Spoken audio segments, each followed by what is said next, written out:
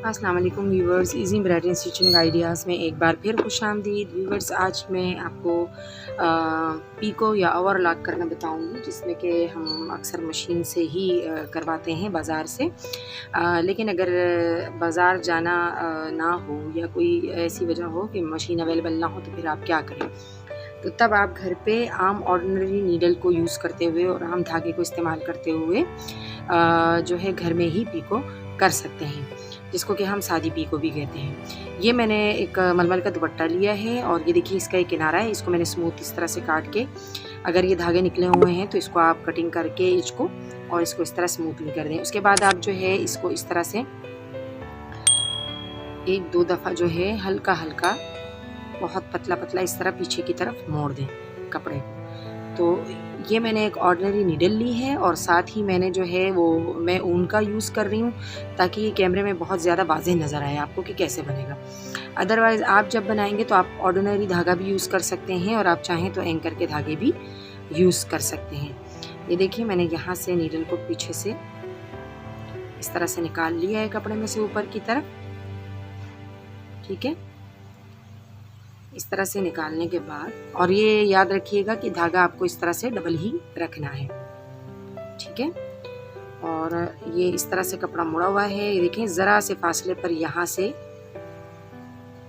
1 से 2 सूतर के फासले पर मैंने ये इस तरह से धागे को निकाला है। और अब ये जो 2 धागे हैं डबल, उसमें से देखिए इसको मैं एक धागे को नीडल के दूसरी तरफ और एक धागे को नीडल के आगे रखते हुए इस तरह से, ये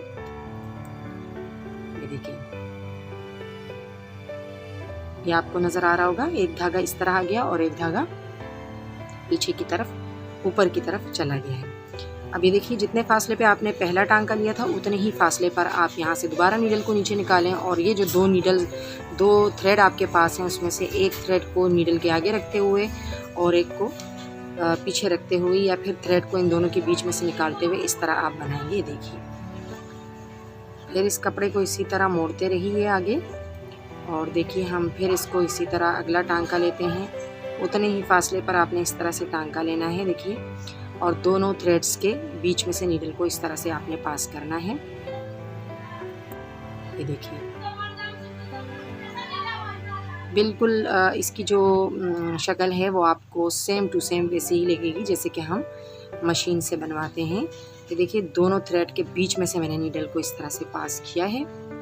ठीक है, एक थ्रेड नीचे की तरफ आएगा और एक थ्रेड थोड़ा ऊपर आएगा। ये देखिए बहुत सफाई के साथ ये बनता है और बहुत ज़बरदस्त लगता है। मैंने ऊन से भी इसीलिए बनाया ताकि ये आपको एक तो इसका कलर बहुत डार्क होता है, दूसरा ये कि थोड़ा मोटा होता है तो ज़रा ज़्यादा वाज़े नज़र आ सकता है।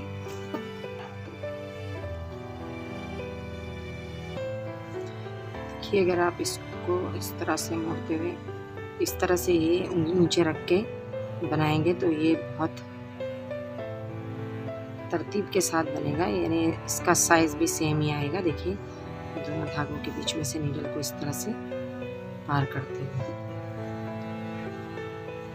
इसको आगे कपड़े को सेट करते रहें इस तरह, और बिल्कुल बराबर फासले पर इस तरह दोनों धागों के बीच में से नीडल को इस तरह निकालते रहें। देखिए तो बिल्कुल सेम साइज़ के ये लूप्स इस तरह से बनेंगे।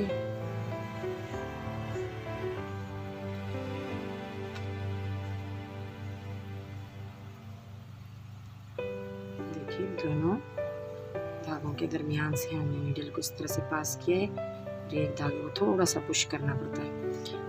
ठीक है, फिर देखिए इस तरह से दोनों धागों के दरमियान से लेते हुए, फिर ज़्यादा खींच गया था, फिर थोड़ा आगे कपड़े को सेट करते जाएंगे और इस तरह से हम ये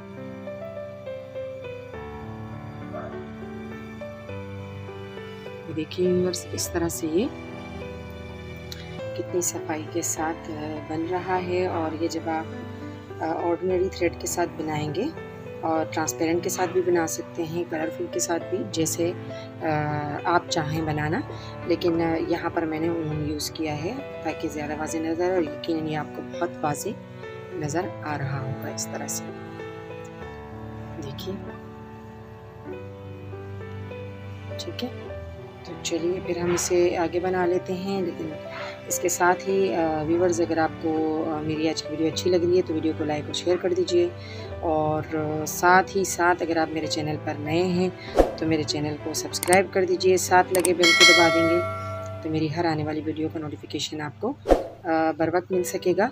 और मेरे चैनल पर जो है वो स्टिचिंग और एम्ब्रॉयडरी दोनों की आपको वीडियोस मिलेंगी, दोनों में बैलेंस है। ये देखिए इस तरह से अगर कोई धागा आगे पीछे हो जाए तो आप उसको नीडल से इस तरह से सेट भी कर सकते हैं।